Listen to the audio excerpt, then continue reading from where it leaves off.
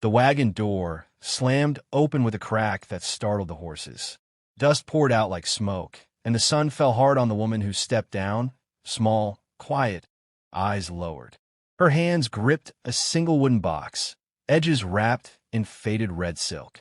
"Name," the station master barked. His ledger fluttered in the wind like a bird desperate to fly. She hesitated. Li Mei. The name didn't belong to any of the 3 slips in his trembling hand.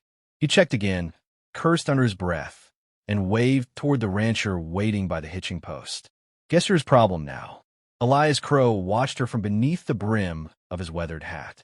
His boots were planted deep in the dust, the way a man stands who's lost too much to move easy. Behind him, the town's single street shimmered in heat, framed by buildings that leaned like drunks after Sunday whiskey. The wagon driver spat. "Paper mix-up. The one meant for you went on a tombstone. This one, come from Frisco docks. Don't speak much English, I reckon."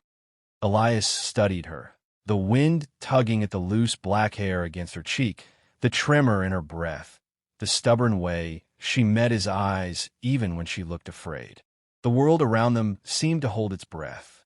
"Finally," he said, voice low and steady, "reckon the desert don't make mistakes. You hungry?" No answer, only a slow nod. He lifted her box, lighter than he expected, and motioned to his horse. She followed, walking beside him in silence as the station faded into the haze. From the saloon porch, Mitch Dugan leaned against a post, watching. Crow Dunn lost his mind. Someone muttered beside him. Mitch just grinned, spitting tobacco into the dirt. Or maybe he's tired of ghosts. By the time they reached the Crow Ranch, the sun had fallen to a red smear on the horizon. The wind carried the smell of sage and dry grass, and the sound of the old windmill turning like bones grinding in the air. Elias opened the door to his empty house. The floor creaked under their boots. "You can sleep there," he said, pointing toward the small cot near the hearth. "Ain't much, but it's clean." Li Mei set her box down and bowed slightly, a motion delicate as a prayer. He didn't understand it, only felt something settle in the air. Not peace, but stillness. Outside, the coyotes began to sing. Elias poured himself a drink, watching her move in the lamplight, careful, measured, like she'd lived through too many things that required silence. When he finally turned away, she unwrapped her box, slow as a ritual. Inside lay no fabric, no letters, only an old blade, curved and dark with age, the silk frayed around it. She touched it once, gently. In the distance, thunder rolled over the desert, and the storyteller's voice whispered through the years. She wasn't what he'd ordered, but the frontier never gave folks what they wanted. It gave them what they needed. The scream of the mare split the morning. Elias dropped his bucket and ran toward the corral, smoke already curling from the far pasture. Flames licked the dry fence posts, greedy and fast. Wind carried embers through the yellow grass, scattering sparks like angry stars. Li Mei was already there, a wet cloth tied around her face, hauling water with a steadiness that looked more like fury than fear. "Get back!" Elias shouted. She didn't. She swung the bucket, doused the fence, turned for another, the fire's reflection burning in her eyes. He joined her, both of them moving in rhythm. Splash, breathe, run. Sweat mixed with smoke until the air itself felt alive with heat and grit. By the time the fire died, the land behind the barn was black and steaming. The smell of it, burnt sage and sorrow, clung to their clothes. Elias leaned on his knees, gasping. "Someone said it," he said. It wasn't a question. Li Mei didn't look up. She traced a line in the ash with her finger, forming a single mark before the wind took it. From the ridge above, a small crowd of riders had gathered, men from town. Mitch Dugan's hat was easy to spot, tilted back, cigarette burning. He called down, "Accident, Crow. Wind's tricky this time of year." The laughter that followed was sharp, mean. Elias's jaw tightened. Tricky wind didn't carry lantern oil. The riders turned away one by one, leaving the dust behind them like an insult. That night, silence ruled the ranch. The coyotes stayed far from the smell of smoke. Inside, the lamplight trembled as Elias cleaned his rifle. Across the room, Li Mei mended a torn sleeve, the needle flashing in her hand. He broke the quiet. Folks out here don't forget things they don't understand. Her voice was soft, accented, but steady. They burn what they fear. He looked up. Her eyes met his, calm as still water. Something old and unspoken passed between them. Two people who'd both buried too much to be afraid of fire. A low rumble of thunder rolled over the hills. Elias stood and poured 2 cups of coffee. You ever think maybe you came to the wrong place? Li Mei's hand paused mid-stitch. No, she said. Wrong place finds you. Outside, the wind stirred the ashes into the night, carrying the smell of smoke down toward town. In the saloon, Mitch Dugan was telling stories. How Crow's ranch was cursed, how the stranger woman brought it. Back at the ranch, Li Mei moved to the window, watching the darkness as if something waited out there. Her fingers brushed the silk-wrapped blade on the table. Elias followed her gaze. You see something? She didn't answer. But out beyond the burned fields, faint and slow, 3 horsemen rode under the dying moon, and the storyteller's voice crept through the years once more. The woman folks called quiet was the storm the desert hadn't met yet. The first shot shattered the window. Glass rained across the floorboards as the oil lamp flickered and died. Elias hit the ground hard, dragging his rifle close. Outside, hooves thundered through the dark, and voices shouted, rough, confident, hungry. The ranch dogs barked once before going silent. Li Mei was already moving. No scream, no panic, only motion. She crossed the room, eyes sharp in the moonlight, and pulled him toward the hearth. Stay low, she whispered. Gunfire cracked again. A bullet splintered the doorframe inches from her head. Elias fired back, blind into the night, his breath ragged. 5, maybe 6 riders, he hissed. Kincaid's men. Li Mei said nothing.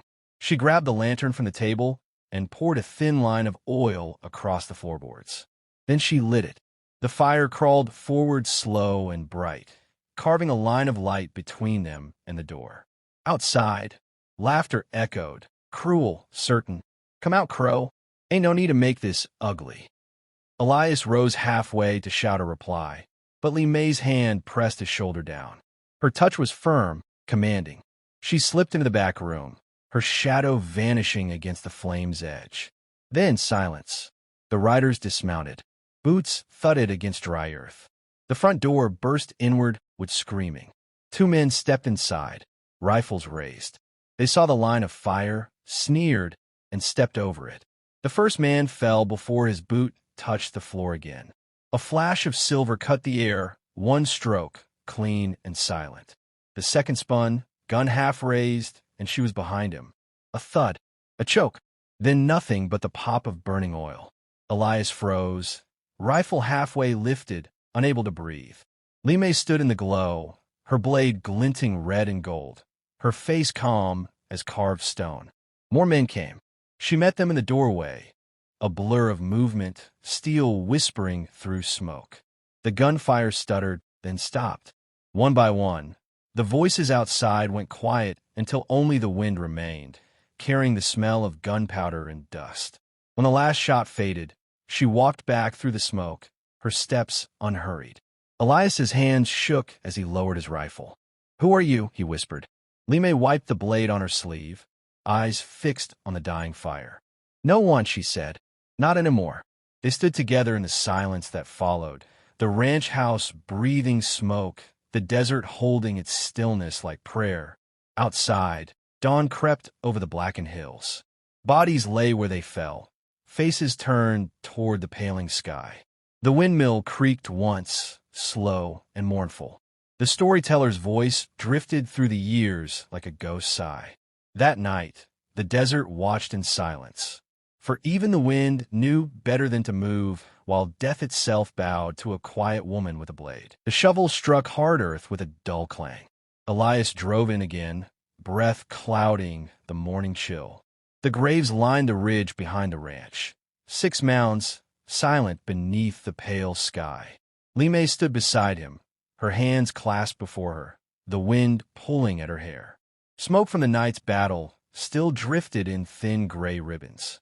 No words passed between them, only the scrape of metal, the whisper of wind, and the rasp of boots in the dust. When the last grave was filled, Elias set his shovel aside and stared at the horizon. "They won't bother us again," he said. Li Mei's gaze stayed on the graves. "Others will." He turned to her, and for a long moment they just looked at each other. Two souls pulled through the same fire, both burned but still standing. By noon, riders came from town. They dismounted slow, hats in hand. Even Mitch Dugan looked sober for once. He kicked the dirt, eyes sliding from the graves to the woman beside them. "Heard what happened," he muttered. "Didn't believe it till I seen the smoke." Elias didn't speak. Li Mei stepped forward, quiet as always. Mitch's mouth twitched, maybe shame, maybe respect. "Folks will be talking about this a long while," he said, voice low. "Ain't seen nothing like it. You saved more'n a ranch last night." She gave no reply, only bowed her head slightly before turning back toward the house. Weeks passed. The burned fences were rebuilt. The charred soil turned under. The ranch lived again. Elias healed slow, his arm bound tight, but he worked beside her every day. Sometimes they spoke. Mostly they didn't need to. The silence between them had changed. It felt like something sacred now, not empty. When the preacher came, he brought bread and words that trembled with awe. "They say heaven sent you by mistake," he told her, his voice quivering like dry grass. "But maybe heaven don't make mistakes at all." That night, the lantern burned low in the window. Li Mei sat by the fire, the blade laid across her lap, the silk gone dark with age. Elias poured 2 cups of coffee, set one beside her, and sat without speaking. After a while, he said, "When you came, I thought I'd been cheated by fate." Her eyes lifted, soft in the firelight. He smiled faintly. "Turns out, fate was the only thing that ever got it right." Outside, the desert was still, the kind of stillness that comes after a storm has changed the land for good. Somewhere in the distance, a coyote sang to the stars. And years later, when a story passed through saloons and over campfires, old men swore they'd seen her. The quiet woman who came in the wrong wagon and saved a ranch with a blade older than the town itself. The storyteller's voice closed the tale with a whisper. They called her the bride who wasn't wanted, but out where the dust meets the sky, they'll never forget her name.